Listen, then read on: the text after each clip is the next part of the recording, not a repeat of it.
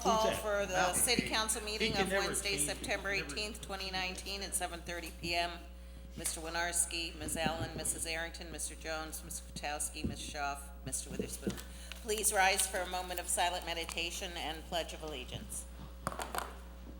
Mr. President, I ask that we remember those in our community that are less fortunate than we are, both locally and globally, throughout the human family. We also ask that we remember those who've lost loved ones since the last time we were in these chambers. And also ask our God and Creator to give us the wisdom and the proper information to make the best decisions for the citizens of the city of Erie.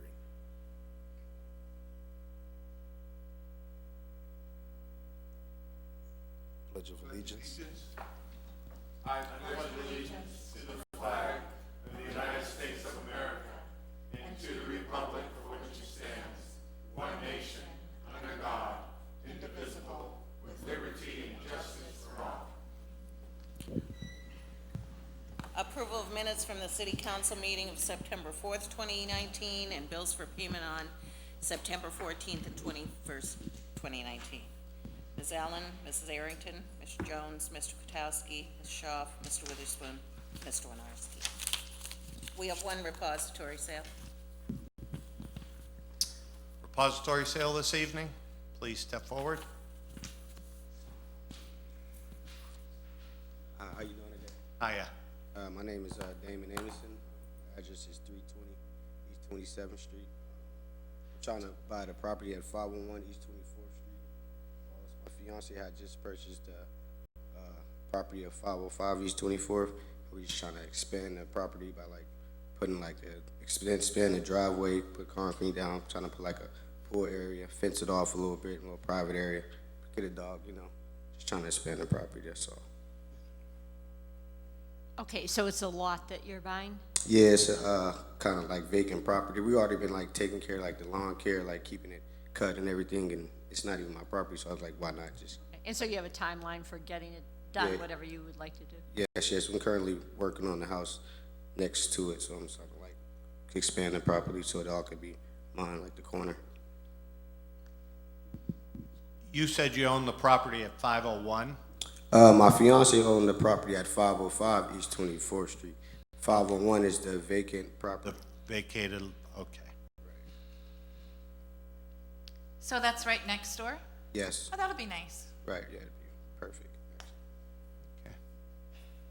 Have you been taking care of the property in the past, sir? Yes, over the last few months since she owned the place, I've been like keeping the lawn cut and making sure it's not too high, making sure like the code enforcement, nobody don't kind of like, you know. Well, we appreciate you taking care of it because sometimes it's a little tough otherwise, but any other questions from council? Okay. All right, thank you. Appreciate it. Thank you. Good luck in your venture, and we won't vote on it tonight, but we should do pretty good at our next meeting. How's that sound? Okay, yeah, greatly appreciate it. Thank you. Is there any other repositories sales this evening?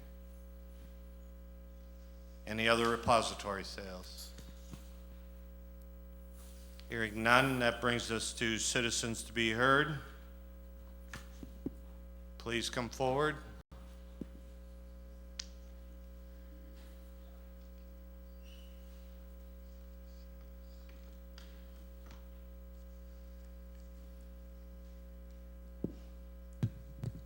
Hello, my name is Margarita Dengel, 1948 West 33rd Street. I'm speaking here on behalf of the Sisters of St. Joseph Neighborhood Network and the residents in the neighborhood that we serve. And I'm speaking here about the current situation on the 700 and 800 block of East 22nd Street and Wayne Street. My intent for speaking is to invite you, the City Council, to consider ways how this could be a win-win situation for all people involved. The people involved are young people who are in need of a meeting space in the early morning hours, and neighbors living there with the need to have a space without constant disturbances. And the disturbances are slowly growing over the last 3 months. My proposal to you is, can we together investigate and work towards a win-win situation? Like, can empty malls be used to house the young people? Can that be a gathering space where there's a lot of parking available and residents are quite a bit away from the space? Can new policies and laws put in place to solve the problems faster and better, so that problems don't have to drag on over months and months? I don't know if you ever experienced disturbances in your neighborhood, if you are woken up several times on a weekend between 1 o'clock and 4 o'clock in the morning, and then have to go to work at 6, it's hard to endure. Can we call the city departments and representatives from all the different stakeholders to work together to find more systemic solutions, not just band-aids to address this need?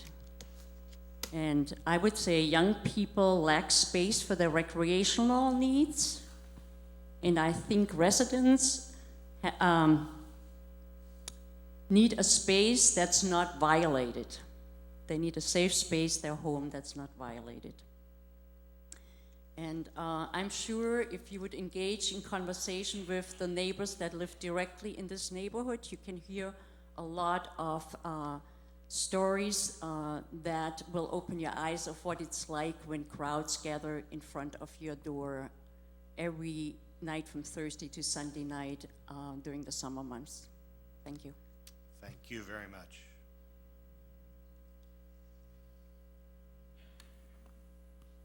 My name is Roxanne Benson. I reside at 747 East 22nd, and this is also about the establishment on the corner of 22nd and Wayne.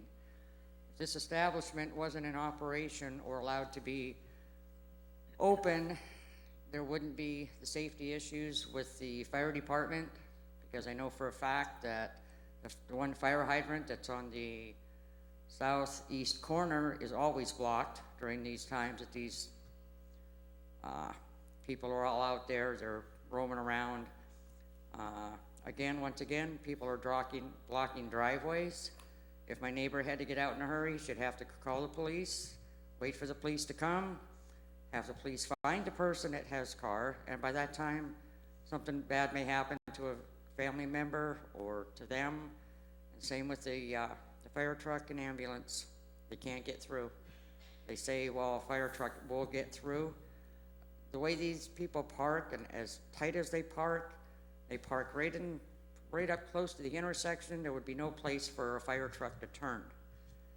The music, at different times, the volume is so loud and so long, it actually vibrates our windows.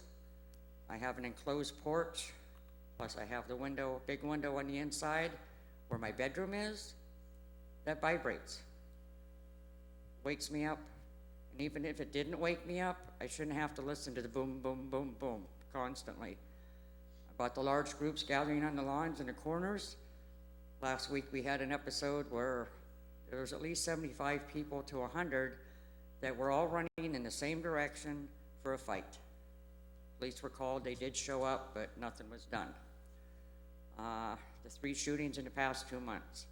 And what I and my neighbors would like to know is, why aren't the different agencies that are involved in looking into all these matters? All we hear is they don't share information very willingly, and why can't we as the citizens and residents of this neighborhood, why can't we be called by the people that know what's going on and let us know so that we know where we're headed and what's been done and what needs to be done? What needs to be done is to let us know so we can move forward on this. The disturbing the peace ordinance is not being enforced at all. On September 14th, I called the non-emergency number at 2:13 in the morning for a man urinating on my private property. For some reason, the dispatcher transferred me to 911. I didn't need 911. It wasn't a life or death. Nobody was bleeding to death. Nobody was hurt. So I explained why I called. gave the dispatcher at 911 a very detailed description of the gentleman. So when the Erie Police did show up, an officer came to my door, told him where he was, what he was wearing, pointed out the gentleman to him, and all he did was go to the corner of my neighbor's house, stand and watch the crowd in the front of all this going on. So within about 10 or 15 minutes, any officers that were there, they left. And why am I still being told by a certain dispatcher sometimes when I call in about the handicap spot across from my porch? It's not my spot, I understand that, but if my neighbor came home and couldn't park in his handicap spot, and I'm still being told that I can't call in for my neighbor's handicap, why not? We're supposed to look out for each other, call in, report everything I see, which I'm doing, and they should actually know my voice by now. I've called in so many times. The last time I called in about the handicap spot, I was told that it wasn't any of my concern, seeing as it wasn't mine. I said, well, I need your badge number. Well, that got glossed over. I'll talk to my officer in charge. She came back about a minute later. We'll send somebody out as soon as we can. I said, that's fine. But as long as I have you on the line, there's a car now parked in my neighbor's yard, or behind her car. Well, ma'am, you have to have the neighbor call in. You can't call in for your neighbor's blocked car. If she had to get out, forget it. A few weeks ago on the news, Mr. Schember was quoted on the show, or on the news broadcast, about the coke plant, that he's concerned about the health and safety of the citizens down there. What about our residents in my neighborhood, other neighborhoods? Don't we deserve the same consideration? I believe we do. We're taxpayers. I keep my property up, so do all my neighbors. And I just feel like information should be shared, and we need information, like I said, so we can proceed to know what we can do next and what has to be done next. Thank you. Thank you.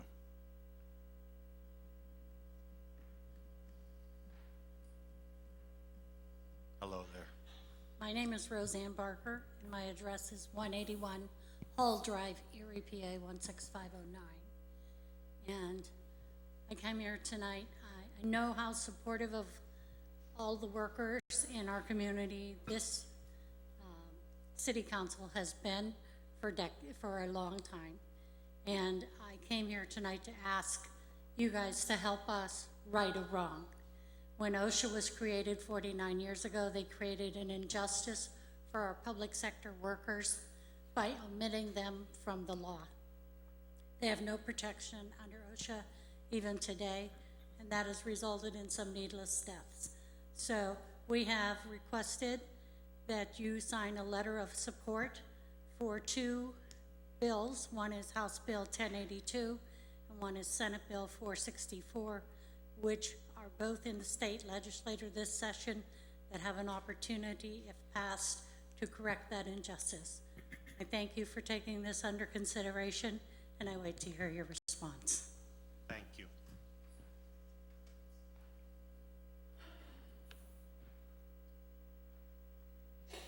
Hello, my Hi. name is Lorene Reinsel. I live at 736 East 22nd Street, and I'm calling about the 22nd and Wayne area.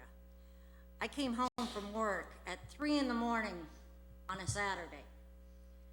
At 3 in the morning, it shouldn't take me 20 minutes to get from 22nd and Perry to my house, which is only a block, and not even a block and a half. I had to, there was people doing U-turns in the middle of the intersection. I had to wait for them. They were pulling in, and you can't get through there with another vehicle, you know, going another direction because they're parked on both sides.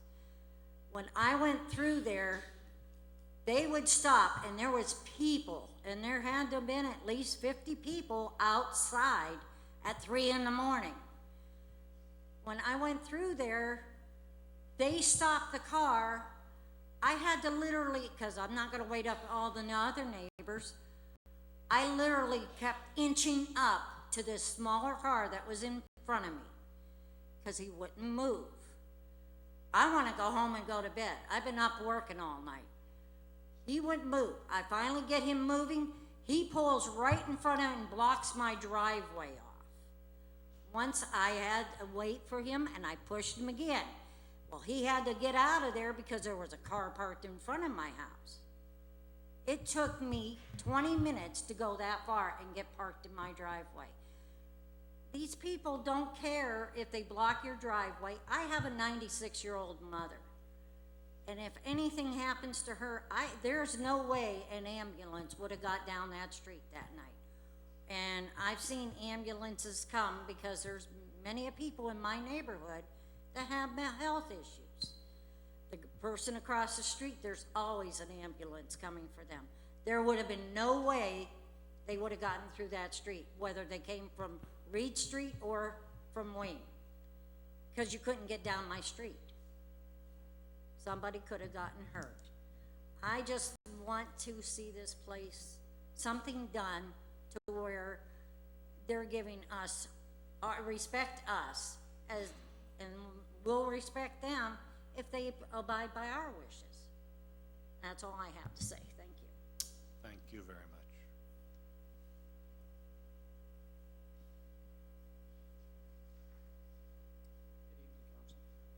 My name is Jeanette Bostaff. I live at 4210 Davison Avenue.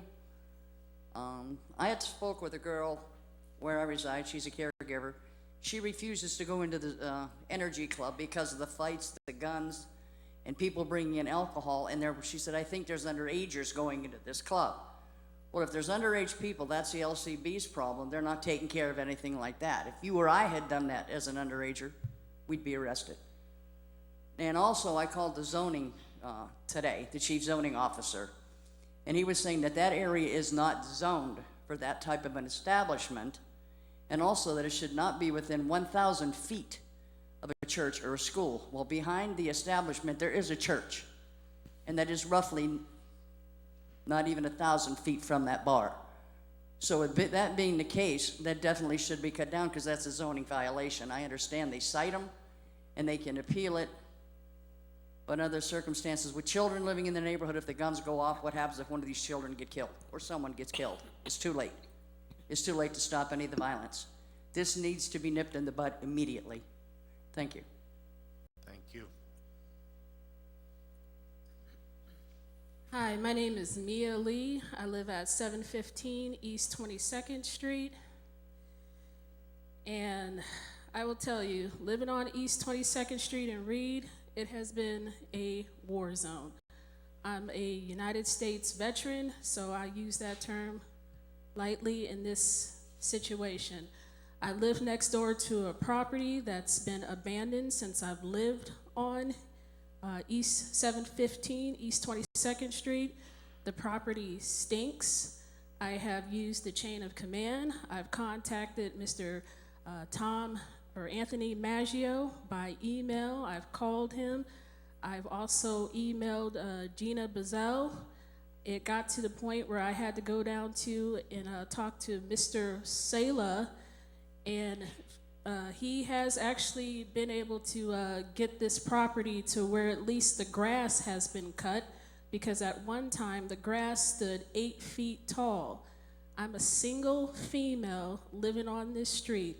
The grass was so high at any time somebody could have easily hid beneath that grass and jumped out and attacked me. Once again, I'm a single female. I also had to pay a trapper to get a groundhog that kept coming onto my property from the abandoned property, which I'm asking, is somebody going to reimburse me for that money that I had to pay for a trapper to trap this groundhog that was not owned by me? It came from this abandoned property. Then there's my issue with the fireworks. Now, I thought that you couldn't do fireworks in the inner city or you had to be some distance away. Well, the 4th of July came, there were people having fireworks going, and of course what goes up comes down. It came onto my vehicle. I had called the police for some reason for a non-emergency. I was transferred over to 911. The police showed 2 hours later, which I still don't understand why that took place. And then you have the self-help garages where, you know, people are fixing on other people's cars. That takes up parking space because customers need a place to park. And if you already have cars in your driveway and people are dropping their cars off, you're gonna park on the street. I don't have a driveway, but still, if I want to park on the street that I live on, I should be able to do that. But I very well can't do that if there's no parking due to people dropping their cars off and having them fixed on. So I just say in closing, East 22nd Street in Reed has been a nightmare. And it's really sad that I had to go through all that I had to go through along with neighbors because it seems like nothing is being enforced. Had I known that there were activities of garages and other stuff going on, I wouldn't have moved there, but I did. And as a concerned citizen, I endured a lot, but I'm very thankful to get to share my story with you all, and hopefully something could be done. Thank you very much. Thank you also.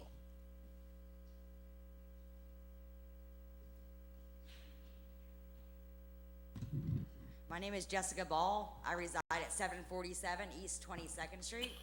I am here once again about Club Energy on 22nd and Wayne. There's people outside constantly. It is loud, it is obnoxious.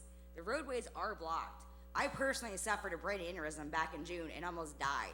Had my ambulance not got there when it did, I would not be here today. So that is a real threat that some of us face every day, being in fear that an ambulance cannot make it to us on time to save us. There are people with sick children there that need the ambulance. The fact that we are being deprived of that right to have them come and save us because people block the road and they don't move. It's ridiculous. It is still an ongoing issue. The police come, they drive through, they don't get out of the cars most of the time, they don't do anything. The noise complaints, we call them in, they drive through, the crowd separates long enough for them to get through, go back together. The music is never turned down. And this goes on until 4 or 5 a.m. And it's not just the club from the music. People outside in their cars blaring the music. I mean, there's a lot of ordinances that could be addressed by the police when they come. There's disorderly conduct. There's the fact there's alcoholic beverages outside, disorderly house visitors, and none of this is being addressed. And I want the club gone. I want it shut down. I want the police to do their job. And I'm tired of not seeing anything get done about it. We live there. We are up every night. I have children who are scared and will not even stay in my home on the weekend now because of the shooting and the noise. And that is not fair to me or my family or any of my neighbors that have owned our homes and lived there for many years. Thank you. Thank you. Oh, one more thing, I apologize. I would like to once again invite every council member and the mayor to my house this weekend. And you can see firsthand why we are all here saying this over and over, because it is not safe, it is obnoxious. So if you need my address, it is available.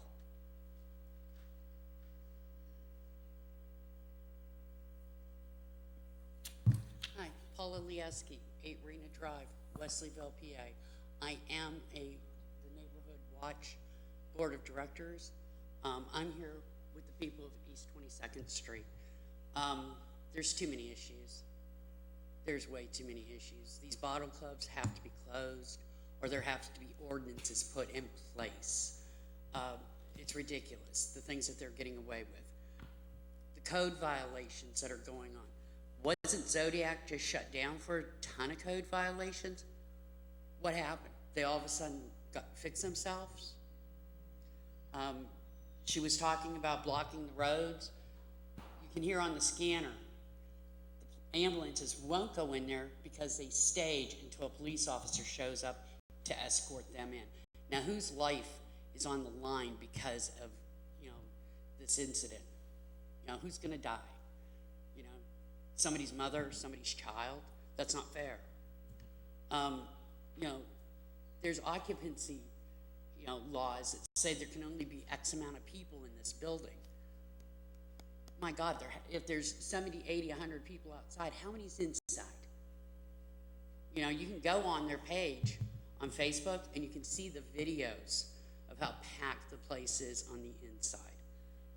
You can see on her videos how packed it is on the outside. There's violations, many violations.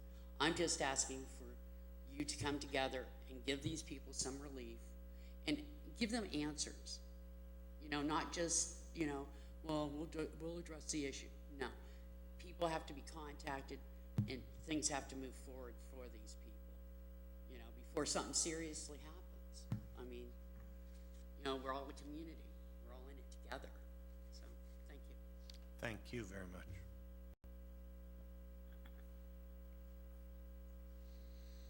Anybody, any other citizens to be heard this evening? Any other citizens to be heard? Hearing none, we will move on with the agenda, Rose. Ordinances for final passage. Council File 16-119, official ordinance number 58-2019, and ordinance amending ordinance number 26-1958, the traffic code of the city of Erie by the installation of a stop sign at the intersection of 21st and Gringo. By Mr. Witherspoon, second by Ms. Shaw, the council file ordinance bill number 16-119 and now known as official file ordinance number 58-2019 be finally passed by the city council. Ms. Allen, Mrs. Arrington, Mr. Jones, Mr. Kwiatkowski, Ms. Shaw, Mr. Witherspoon, Mr. Winarski. City council passed official file ordinance number 58-2019 finally by yeas 7, nays 0.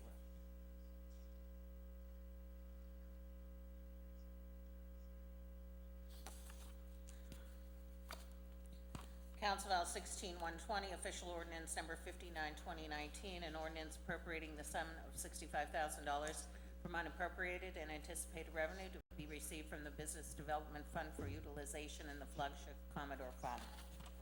By Mr. Kwiatkowski, second by Mr. Jones, that council file ordinance bill number 16-120 and now known as official file ordinance number 59-2019 be finally passed by the city council. Ms. Allen, Mrs. Arrington, Mr. Jones, Mr. Kwiatkowski, Ms. Shaw, Mr. Witherspoon, Mr. Winarski.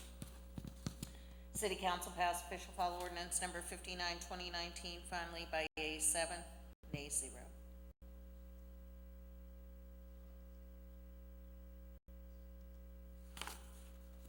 Council File 16-121, an ordinance appropriating the sum of $170,000 from unappropriated and anticipated revenue to provide for the expenditure of for the construction phase of City of Erie milling and asphalt resurfacing, Zimmerman Road. By Mr. Witherspoon, second by Ms. Shaw, the council file ordinance number, bill number 16-129, and now known as official file ordinance number 60-2019, be finally passed by the city council. Ms. Allen, Mrs. Arrington, Mr. Jones, Mr. Kwiatkowski, Ms. Shaw, Mr. Witherspoon, Mr. Winarski. City council passed official file ordinance number 60-2019 finally by yeas 7, nays 0.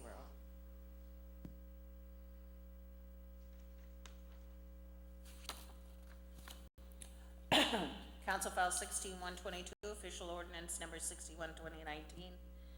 An ordinance appropriating the sum of $209,521 from unappropriated and anticipated revenue to provide for the expenditure thereof for the Little Italy neighborhood sidewalk reconstruction project. By Mr. Witherspoon, second by Ms. Shaw, the council file ordinance bill number 16-122 and now known as official file ordinance number 61-2019 be finally passed by the city council. Ms. Allen, Mrs. Arrington, Mr. Jones, Mr. Kwiatkowski, Mrs. Shaw, Mr. Witherspoon, Mr. Winarski. City council passed official file ordinance number 61-2019 finally by yeas 7, nays 0.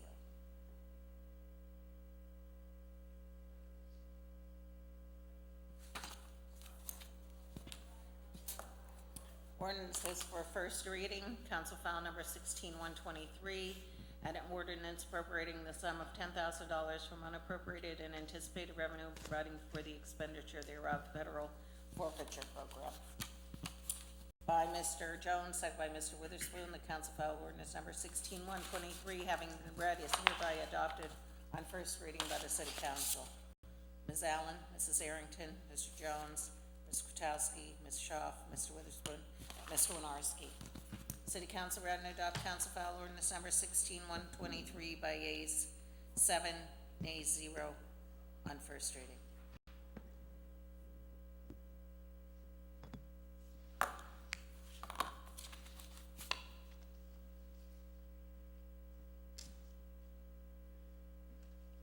That'll take us to new business.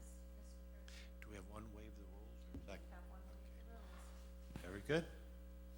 Mr. President, Yes, sir. I'd like to move the balance of the agenda. I'll second it. Do we have any separations this evening?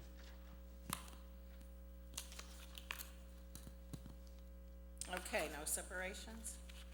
Moving the balance of the agenda. Ms. Allen, Mrs. Arrington, Mr. Jones, Mr. Kwiatkowski, Ms. Schaaf, Mr. Witherspoon, Mr. Winarski. We do have the one waive rules.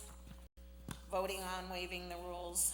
Ms. Allen, Mrs. Arrington, Mr. Jones, Mr. Kwiatkowski, Mrs. Schaaf, Mr. Witherspoon, Mr. Winarski.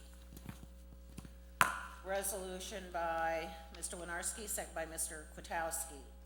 Resolution supporting public sector OSHA House Bill 1082 and Senate Bill 464.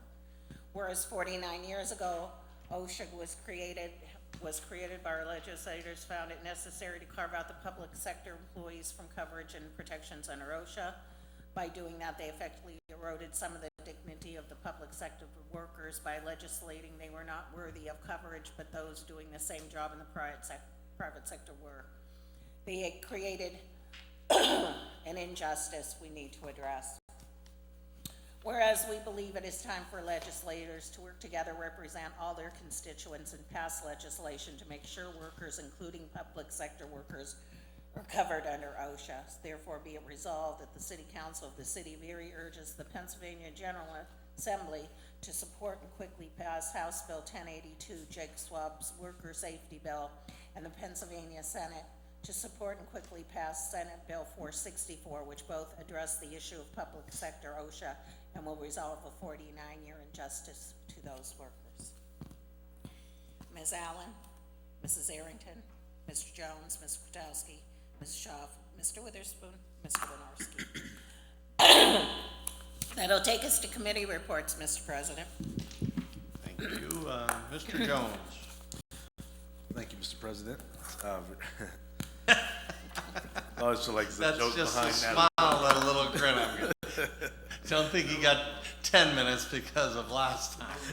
And listen, we had a citizen that used to come to all of our meetings, and they would want their 5 and 10 minutes back for the meetings we cut down years ago. Thank you, Mr. President. Just very quickly, the concern of the citizenry, I just wanted to touch on it for a moment in relation to the Club Energy and all the concerns that are there. I think it's important, and of course we're listening to those concerns. We are extremely interested in that, not just interested from like the dais, interested as citizens of the city. And when I first moved here, or moved back home from college, I lived in a part of the city where what we're talking about was very regular. I remember one time sitting outside of my backyard on a porch and hearing the police SWAT team running through the yard. I ran in the house. I didn't want to, be mistaken for anybody that I was not.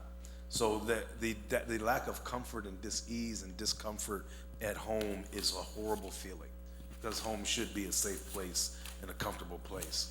The issue for us, as well as I can't speak for the administration, but I do understand as far as police as well. There's a balance. We have to figure out, how do we do everything we can to meet the needs of our citizenry and the dis-ease or the challenges and the discomfort that they're feeling because of the activities that are happening. But at the same time, there's this fine line between, are there officially laws being broken, or are there things that we can do in a legal way and not just go after things that we don't like. And again, I say that with a very clear understanding of how uncomfortable and how horrible those experiences can be. So a couple questions that I had, and it came up today, and just before one of the citizens mentioned the zoning concern, those are things that we can look at. I mean, this is the second set of owners that we know in the recent couple of years of this property. And I've never heard a question about, was it zoned inappropriately? Or is that use appropriate in that zone? If it's not, that's something we need to look at. If it is, again, that tells us what we can and cannot do. So I think those are some things that I think we can be proactive and look at. Again, zoning, and if people are breaking laws and parking in front of or behind and blocking people's driveways, that's a legal offense. Then we need to go through and deal with those types of things. And that's not picking on anybody. We need to do that anywhere it's happening in this city, club or just private situation. Those are illegal activities that are safety concerns in our community. So I just want the citizens to know that we hear you, and we're not just trying to placate you and throw you off with, oh, we're looking into it. No, but we have to do things properly, because if we don't, then it's not going to rectify the problem in the long run. So again, just wanted to comment on that. Also, I just wanted to touch base or just bring up the opportunity zones, and this is in relation to the administration, so it's not a question, just throw out. Is there a way of, and I know it's not the administration's job and it's not council's job, but we're partnering in ways with the city and in the business community. Are there some ways for us to find out how we as city government and specifically council can help strengthen all of the areas that are deemed community zones, or excuse me, opportunity zones? Because I know some are much further along in the process of being prepared to receive funds than others. And what sparked that was that might be something that the community reinvestment fund might be able to do with some of the revenue from that that's coming into that fund. And so I know this is kind of it was a thought that I had through the course of the meeting, so I haven't vetted it even in my own head very well. But just to kind of put that on the radar for you and the administration, is that a good use for revenue that would come through that fund that was recently established? The second thing, and I can reach out to the Economic Development Office as liaison, but also we wanted to just kind of have some kind of a report. We get the pretty regular reports on the LERTA expansion and how many residential, how many commercial. So that equates to something in relation to that fund as well. So maybe if respectfully that report could include maybe what that balance is or what the change is in that fund as well, whether it be through applications or for LERTA or some philanthropic donation or something like that. So those are a couple of things that respectfully I wanted to offer out and ask of the administration to consider for us. And that's my report for today, Mr. President. Thank you. Mr. Kwiatkowski. I want to agree with pretty much everything Curtis said. However, You're a smart man. no, with some reservations. For someone who's been through the same problem from a different angle, there seems to be a lack of, I don't know what the word is, but I got many of the same responses from the police and from people in administrative positions here too when dealing with the college kids drinking, causing traffic backups. And that goes back to when Jim Thompson and I were involved. I think the people want to know, number one, because a lot of these businesses are taking over X bars, which probably are zoned properly. However, I don't know.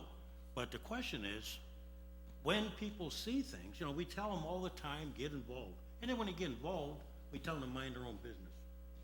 Okay, that's unacceptable. Because if you see food and beer going into a building, the city has every right to ask whether it's properly licensed to serve food under a county license, whether they have a proper alcohol license. Those are valid questions, but yet it took the people coming down here before our people went on and did anything. And then they certified to understand a building at a set amount so that they can have the NFL ticket. That's how the deal works. So, but it took complaints from people before we went in there. And that bothers me. I've been texted things that I wish I didn't have on my city phone, but I showed them to you before the meeting And that's only a portion of what I saw. So they've been openly advertising. I don't know what they're telling people at the meetings, but, you know, we have to be vigilant. This ain't the first one that's opened up. We had one across from Wilson High School, Wilson Middle School. Young man had his house shot up numerous times. No one should put up with that. We've had trouble with a club on Buffalo Road. There was a couple down there. Those are main arteries. I heard the comment, well, main arteries, nothing happens. We've had one club now move 3 times, and they're occupying a possible building. That might be a problem in the future too. And I think the public just want, you know, here we are, we're developing downtown, but the neighborhood's gotta be developed.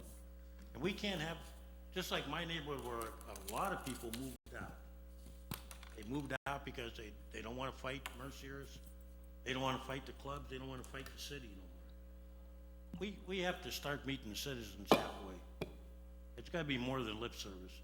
So I'm staying on top of this, because I did tour the area. I did take a ride, and I understand their plight. And I just think, we're not saying anything's going on, but when people raise questions, they should have answers. And finally, to the administration, sometimes being a liaison seems like a spurious job. A couple weeks ago or a week ago, I believe some firemen got honored here. Was I right, or? That new firefighters were installed. Yes, and none of us were invited. I find that, I don't know why that is, but sometimes we get invited to things 5 hours before the event. I thought we had media people taking care of this. I can't believe things all happen to last minute, and why council isn't invited to certain things, like in the past, when I was police liaison, I never got invited to the memorial ceremony. And for a son of a police officer, that's kind of embarrassing. But we should have been there with you know, to honor the firemen too. And I just find it, you know, if we're liaisons, we should be getting the message. You kind of brought that up earlier. So that's it for me tonight. Thank you, Mr. Katowski. Ms. Herring. Mr. President, first off, I want to start off by saying that we have so many issues and problems going on right now in our city, and it's sad. And a lot of it has to do with the violence. The violence is at an all-time high. Again, every other night, somebody getting shots fired, and it's sad, you know. And we have our citizens coming in complaining about their neighborhoods. I used to live in that neighborhood years ago, and that's sad that they have to go through this. At the end of the day, it's all about respect. Respect people's privacy, respect people's property. If you're not supposed to be parking there, don't park there. You know you're not supposed to be blasting music, don't blast music. How would you like it if somebody came while you sleeping and blast music? You feel the same way that they feel. But at the end of the day, it's all about respect, and not a lot of people have a respect for our community, and that's sad. Another issue that I want to talk about is the new daycare rules. I had Rose reach out to the fire chief to see if we could set up a meeting with him after our meeting, our next meeting at the beginning of the month, but he will be out of town. So since he's going to be out of town, I want to request a study session, because it's all about safety. Yes, these daycares and everybody, we need to protect our children, but at the same time too, we got to think about all these daycares that's in homes. What's that going to mean for them? Are they going to have to close down, or are they going to have to find other buildings to have daycares in? 'Cause that could be a loss of income for people, and we need to know all the rules, the ins and outs of what's going on, because we're going to be getting phone calls.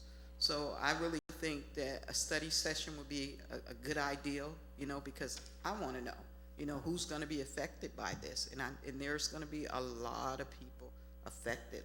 A lot of children's going to be affected. Parents may not be able to go to work if they daycare have to have to close down. So we really have to go into this knowing from A to Z what's gonna happen and who's it's gonna affect.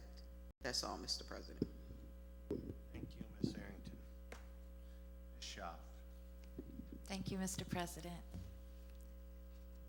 So, the fourth Tuesday of September is National Voter Registration Day, and I will be down at Blasco Library getting people registered to vote. And there will be voter registration papers here at City Hall at our welcome table on that day, and perhaps other organizations in Erie will be doing their part to get the word out for people to vote. It's very important. Yesterday, I attended the Marvintown Academy Neighborhood Association, and Kathy Rysdock was there with her team, and it was a successful meeting, and the Count Me In campaign this summer provided a lot of results. So there's a movement going on in their neighborhoods, and I was happy to be a part of that. On Saturday, Mayor Joe Schumber and I were together. I really enjoyed that. We were on East 7th Street between Wallace and Parade, and we knocked on people's doors, and people are home on Saturday mornings in that neighborhood. It was great. And we had some good talks with the people with the SPCP program, and the police officers were with us, and we got to talk with them.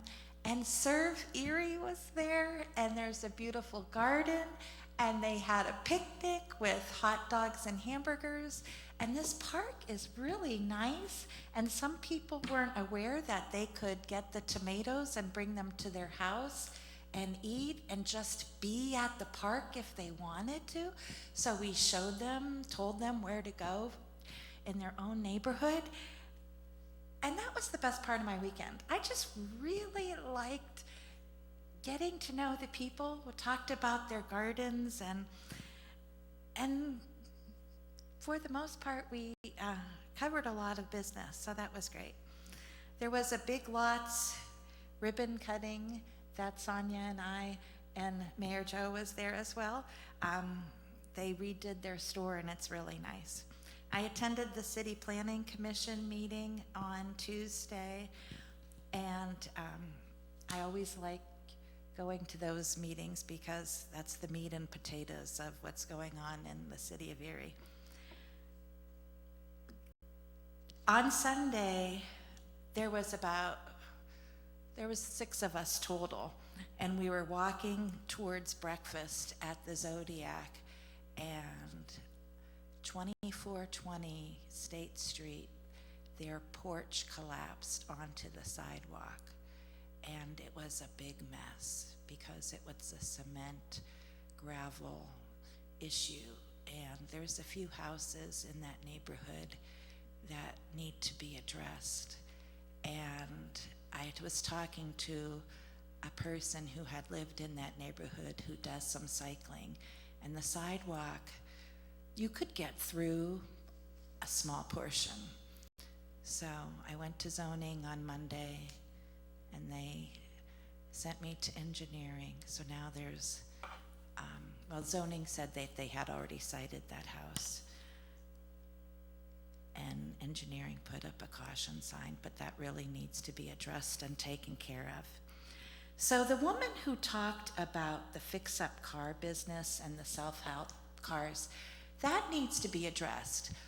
Several years ago, where I live, someone was fixing their car, other people's cars, and you could tell it was like they had this secret business. We never really addressed it. Maybe we should, but now I really feel like, after hearing that woman, yes, because I just got my car inspected today, and yesterday or 2 days ago, when I went to the place and I said, I need to have my car inspected by the end of September.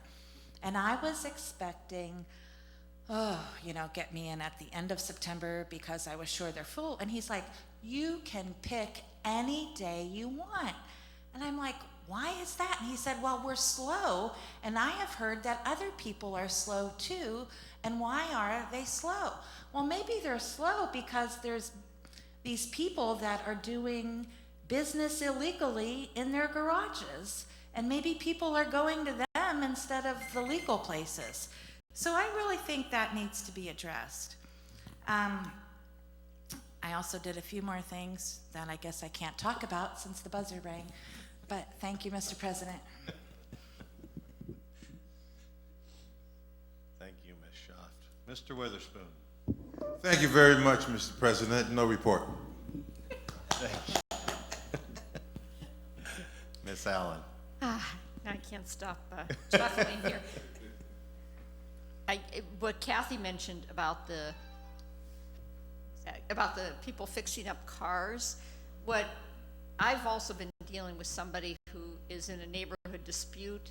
Now, this is a car fixer-upper who says that he's fixing up cars for veterans, but maybe it's not so much that it's an illegal business, but maybe there's an opportunity to find a place where people can go and do that kind of work. I mean, if you have an opportunity to have someone fix your car at a good rate, you might want to do it. But I think that woman and Kathy and this guy who's been talking to me are onto something. It has to do with zoning and what you can do. But that kind of gets me going back to what Curtis was talking about. One of the things that I heard tonight was, Margarita Dangle talking about how can we make this situation be a win-win for everyone. And she was looking at what are the systemic issues that we're talking about, where young people want a place to gather, and a neighborhood, an old established neighborhood, might not be the best place for it. So I think we can move forward in those conversations. Collaboration and problem solving work. I went to a meeting this morning at the Erie Downtown Partnership with the Pennsylvania Downtown Organization. Person was there. They're in the middle of their 5-year Main Street grant. And just by talking, sitting around the table, we came up with some ideas working collaboratively. There's so many different initiatives going on in Erie. As hard as we strive to communicate with each other, we still don't always know what's going on, even when Curtis was talking about opportunity zones. The better job we can do in communicating, the more we can solve problems. And I was thinking, I just really like what Margarita said about a win-win. So let's not lose sight of that as the tensions are building. What would be the underlying things that we could look at to try and help solve those issues? The same thing with Sonia when you're talking about daycare. I have been asking for a couple of weeks, we have to hear from the daycare providers. We have to hear from the parents. We have to look at why people need daycare overnight, because that's where the jobs are. We have to say, what are the community resources that can be there? There aren't a lot of all-night daycare centers. So I think, not without losing sight of the immediate issues, but if you look a little bit bigger and look at kind of more universal solutions, I think we can solve some of these vexing issues that are here. I also, just wanted, since Kathy lets people know what she's been doing and where she's been, I just want to let people know that the climate strike is on Friday, and that's going to be an event at Perry Square from 10 a.m. to 8 p.m. to draw attention to climate change. It's an action that's being carried out around the country by young people, and there's going to be there's a whole bunch of different sponsoring organizations for the climate strike on Friday, and there will be, I believe, a prayer service at 5:45 p.m. It starts 10 a.m. to 8 p.m. Perry Square, and then when people are downtown, they can also go to gallery night. I went to the Sewer Authority meeting yesterday, and there have been problems with getting this freight elevator actually repaired. It failed its inspection, and the people on the Sewer Authority are getting a little frustrated, but they've been assured that that's going to be fixed next week. I know everybody's always talking to Kaz about Allentown, but I was Googling about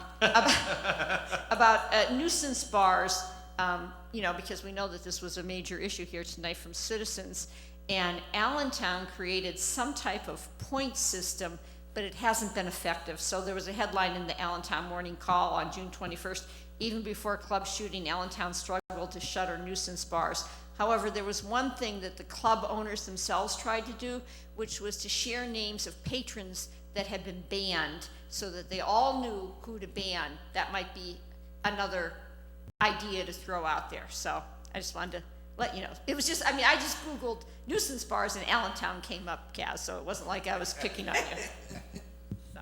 Mr. President, I have a question, just in relation to what Ms. Allen Oh, I'm was done. saying. Yeah, I'm good. Do we have a technical definition in the city of nuisance bar? Excuse me, So, I don't, Okay.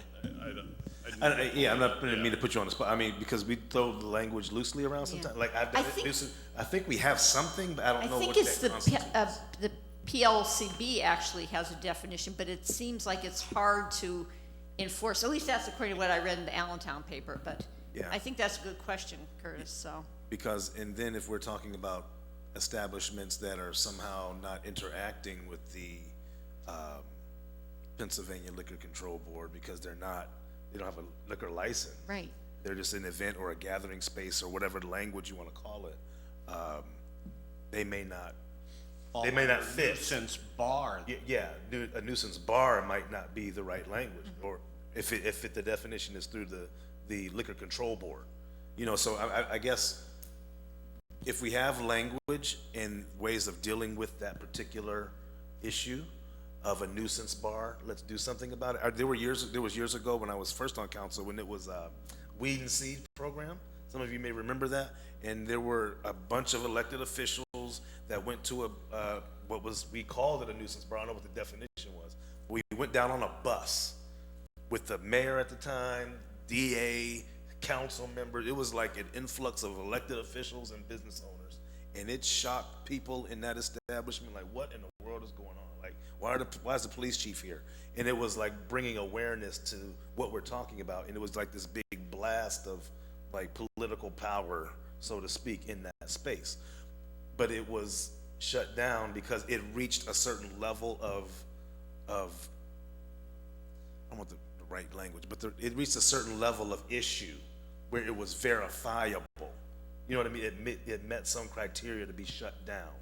And so I think we need to figure out, is there a criteria beyond maybe the rightfully talked about frustration of a citizen, but is there a criteria that we legally have a foot to stand on to shut down something that is a nuisance? So, and it was much longer than I wanted to be, but is that real I'm using Mr. Witherspoon's 5 minutes.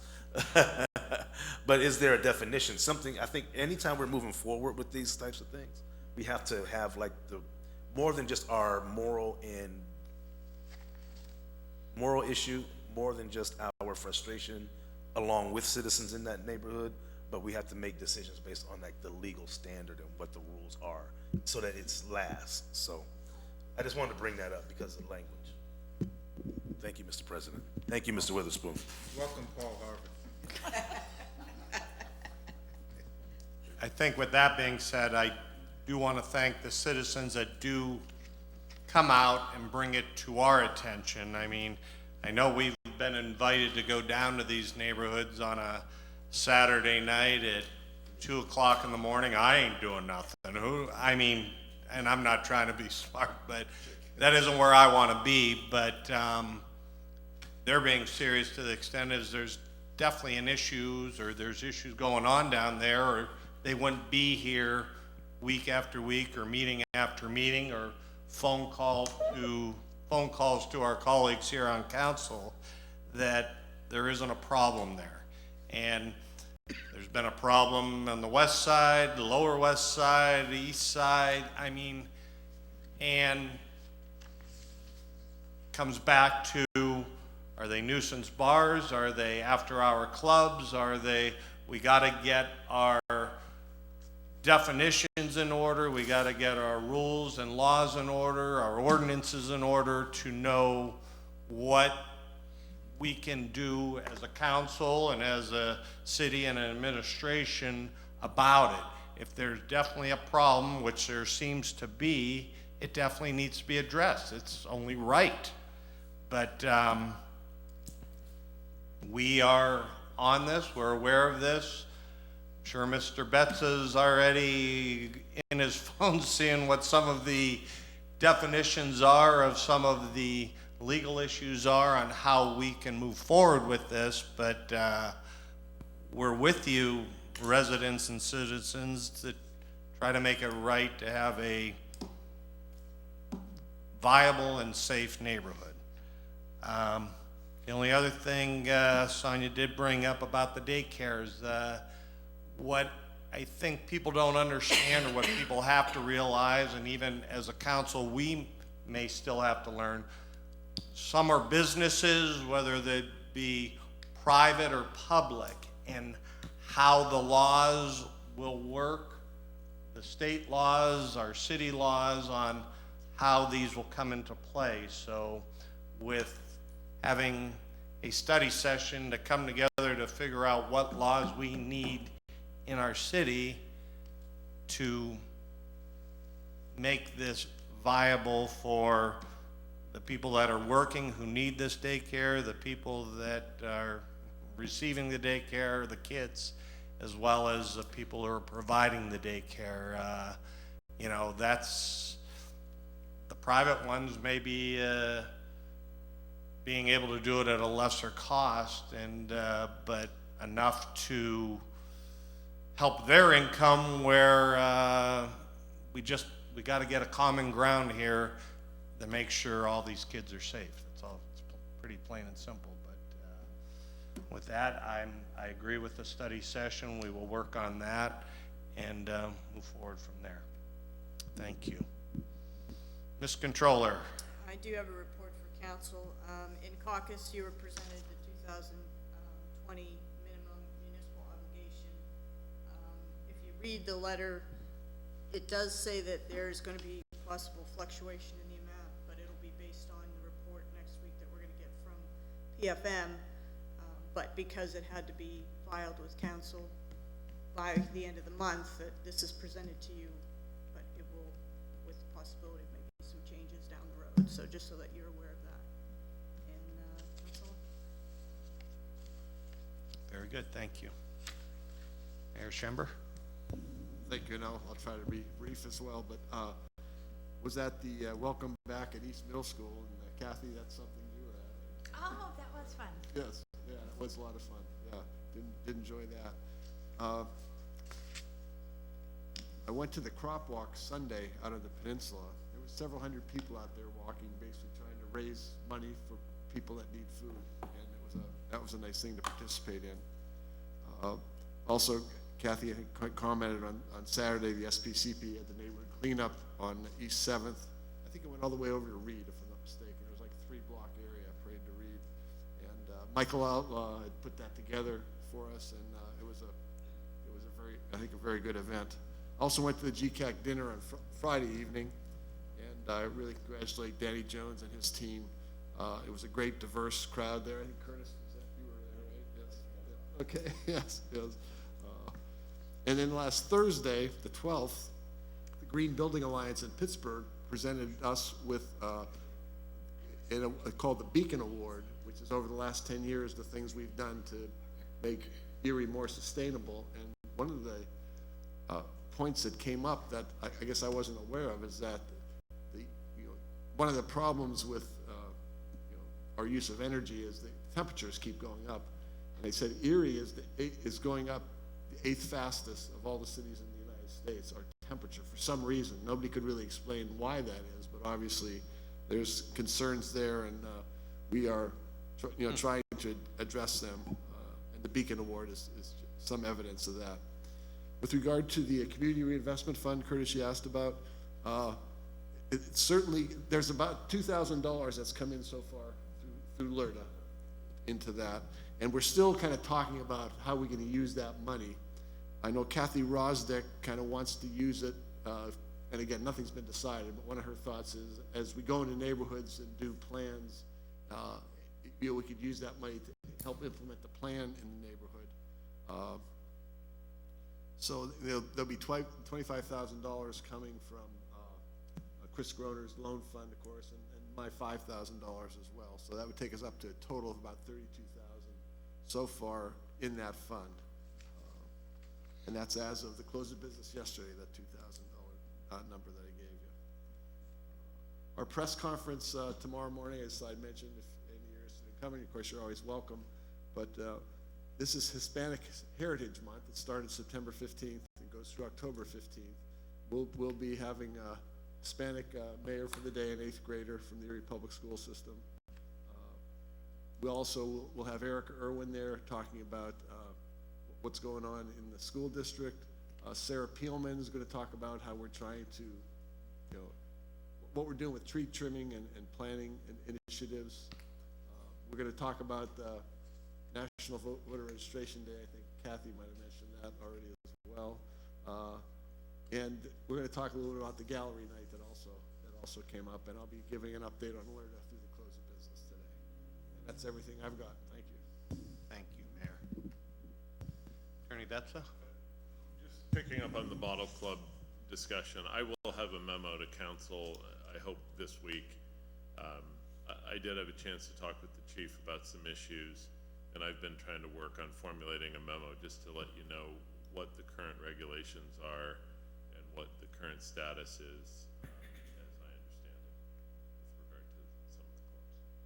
I'd be curious too, how many bottle clubs we actually have in the city of Erie, and because just because there's a bottle club doesn't mean it's a nuisance bar or a nuisance after hours place. I don't know, maybe, I know that's the perception of it, but I'd be curious, and not saying that's a job for you. It can be, that just may push it to next week. I need to talk to the right people who know that, but I'm at City Hall tomorrow all day, so I'll get something profound. Okay. But I'll get moving on it. Well, thank you very much. Ed, could you probably get the state law too, or?